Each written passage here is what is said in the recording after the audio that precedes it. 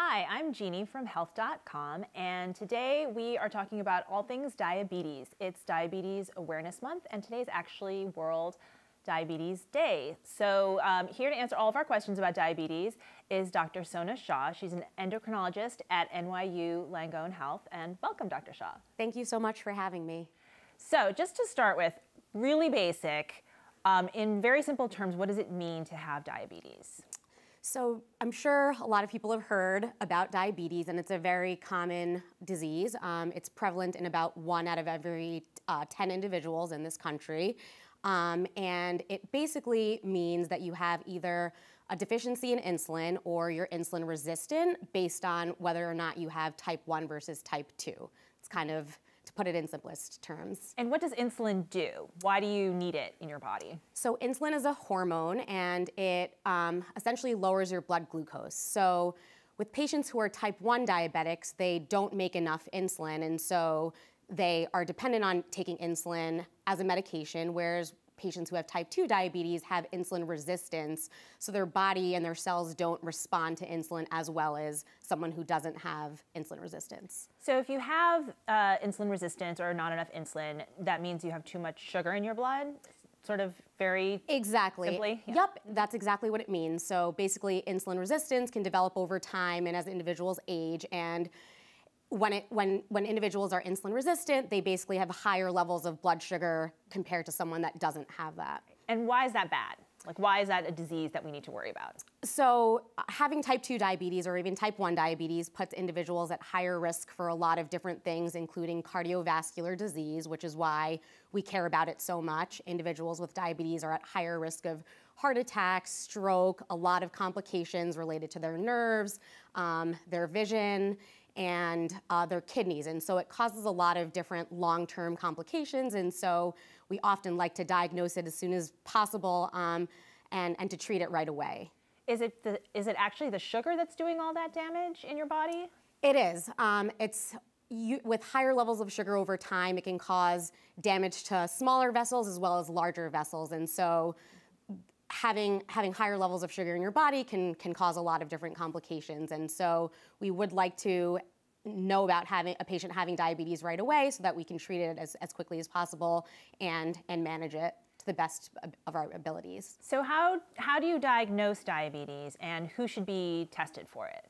So that's not a complicated question, but a multiple part question. So diabetes is diagnosed in 3 different ways.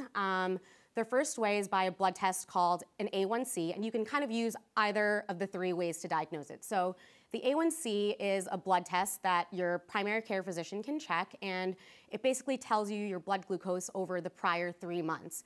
And if the A1C is above 6.5, that's diagnostic of diabetes. The second way to test diabetes is by just checking a fasting blood sugar. So anyone who has a fasting blood sugar of above 126 is also diagnosed as a diabetic. And then the third way, which we don't use as often, is basically a blood sugar after an oral glucose tolerance test of over 200. And that's probably the most kind of invasive way to diagnose it. Usually we rely mostly on the A1C or the fasting blood sugars. It's sort of the easiest and the quickest.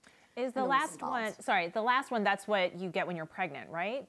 Yes, so the oral glucose tolerance test is also done during pregnancy to diagnose gestational diabetes, but it can be used in the non-pregnancy setting as well.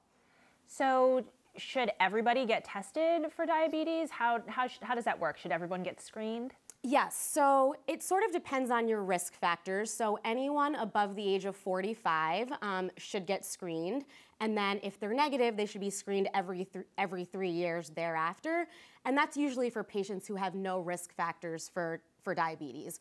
In someone who does have a risk factor for diabetes or based on ethnicity, they should be screened a little bit earlier. So usually we primarily go by BMI, which is the body mass index. So someone who has a BMI of above 25, which is considered overweight, should be also screened for diabetes. And then if they're of Asian ethnicity or descent, then they should be screened with a BMI of 23 as soon as they should be screened for diabetes as soon as their BMI is 23 or above.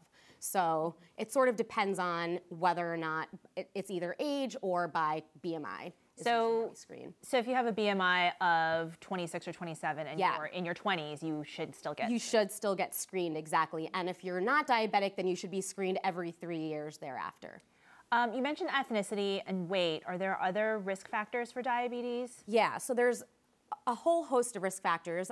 So ethnicity, Hispanic ethnicity, African Americans, Native Americans, and Asian Americans are at highest risk for diabetes. And then age, basically over the age of 45, is also considered a risk factor. And then if you have a history, for women, if you have a history of gestational diabetes, that's a risk factor. If you were ever told you had impaired glucose tolerance or pre-diabetic, that's another risk factor. And then also just having like high cholesterol, having hypertension, being overweight, a BMI of above 25, and then having family members who have type 2 diabetes or even type 1 diabetes is also a risk factor. So any first degree family member is considered to put a patient at a higher risk of diabetes. So there are a lot of different things that we look at. And then also lifestyle plays into it. So if you have a sedentary lifestyle, that's also considered to be a risk factor as well. So when you say a family member, a first degree family member, what does that mean? So that means like a parent or a sibling. So brother, sister, mom or dad. Right, but not like your grandma or your aunt. Or grandfather, grandmother. Okay. You mentioned prediabetes also as a risk factor. Can you explain what that is? Sure. So prediabetes is also is basically considered to be a risk of diabetes. So being diagnosed with prediabetes is usually done by an A1C as well, or a fasting blood sugar. So anyone with an A1C between 5.7 and 6.4 is considered to be prediabetic. And then having a fasting sugar of 100 to 125 is also considered to be diagnostic of prediabetes. And having that means that you should be followed a little bit more closely because you're at a higher risk of developing type 2 diabetes over your lifetime. So if you're at risk of diabetes or if you have prediabetes, are there lifestyle changes that you can make that can help reduce your risk? Yes. So type 2 diabetes is definitely considered to be a lifestyle chronic disease. And usually we try as practitioners to focus on weight loss and eating healthy, so making healthy lifestyle choices. And in terms of eating healthy, that's sort of a complex topic there, but I usually try to tell my patients, so in terms of exercise first, exercising about 5 times a week, 30 minutes a day of aerobic exercise is what's considered to be an adequate amount of exercise to promote like good health, and also weight loss. And in terms of diet, I sort of, in patients who are pre-diabetic or at a higher risk of developing diabetes, I try to focus on patients in terms of having them but reduce the amount of carbs that they intake, limiting saturated fat to usually less than 10% of their total calories, kind of avoiding trans fat if they can, eating high protein, so it should be about 50% of your plate, and then high fiber. So usually what I say, kind of to simplify it, is that if you're eating a meal, about 50% of it should be protein, about a quarter should be carb, usually a healthy carb, something whole grain and not something like rice or made from white flour. And then the other quarter should be fiber, so some sort of vegetable. And that's kind of the easiest way, I think, for most people to sort of understand it, is if you kind of like break it up into kind of quarters, and I think it's kind of, most people can relate to that a little bit better than kind of telling them that this percentage should be fat and this percentage should be protein. It's a little bit easier. It's interesting that you recommend high protein. Why is that?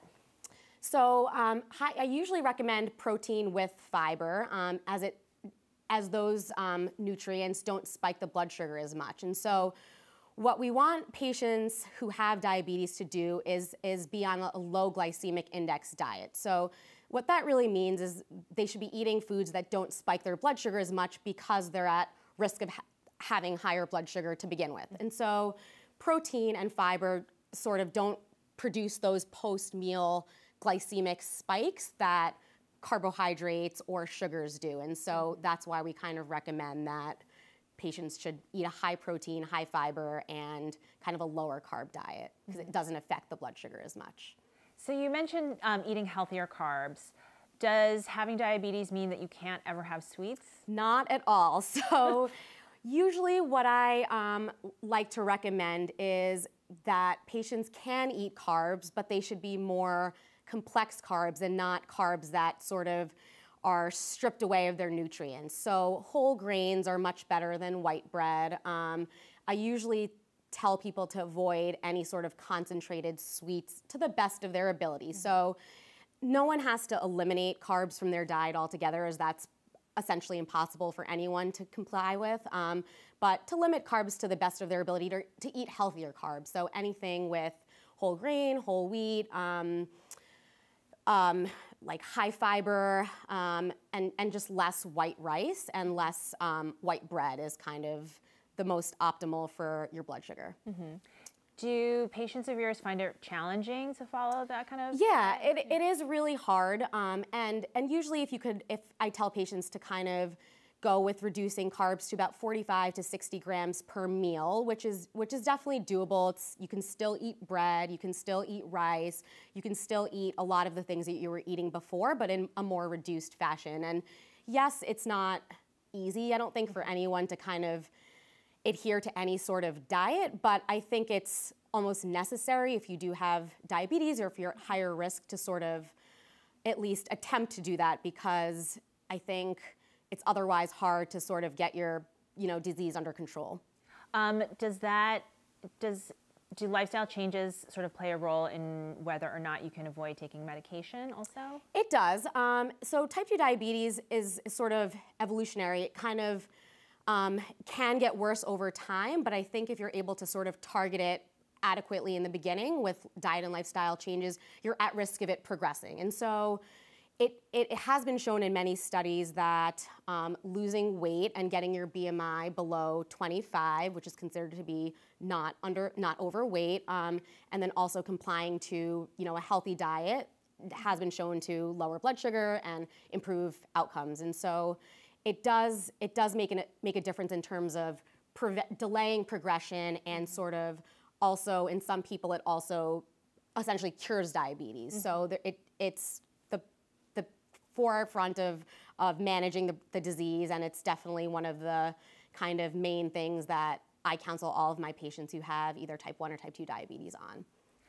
Well, you mentioned a little while ago we were talking about gestational diabetes. Can you explain what that is? What's the difference between that and sort of regular type 2 diabetes? So gestational diabetes is diagnosed usually between 24 and 28 weeks of pregnancy, and it's primarily diabetes diabetes caused by insulin resistance during pregnancy, and it does usually resolve after a woman gives birth, but it does put a woman at higher risk of developing type 2 diabetes over their lifetime. So by having gestational diabetes, you are at higher risk of type 2 diabetes later on, but it's essentially diabetes that's diagnosed during pregnancy and managed by lifestyle changes and sometimes medication. So one last question. I think probably a lot of people watching this might not have diabetes themselves, but maybe they have a partner or a child or a friend who has diabetes and they're wondering about it. What are some things, especially for someone who has a partner or a child who has diabetes, what can you do to help support that person in all the changes that they have to make? So it's a hard disease to manage, and having good support is definitely something that can be really helpful and beneficial to any family member. And so usually if the family member can help out with reminding the patient who has diabetes to check their blood sugar regularly and making sure that they're taking their medications at the right time, and making sure that they're exercising and complying to the diet, I think all of that is sort of just more reinforcement and definitely helps. And so I think if your spouse or your child or whoever has diabetes in your family, if you could help that person out in terms of helping with lifestyle changes, or just in terms of helping with just managing medications or even just finger sticks, I think that's huge. Mm-hmm. Great. Great. Well, thank you so much for joining us today. It's been really, really interesting to learn all of this stuff. And thank you all for watching. As always, you can learn more about diabetes and all sorts of great health tips on health.com. And don't forget to like us on Facebook. Thank you. Thank you for having me.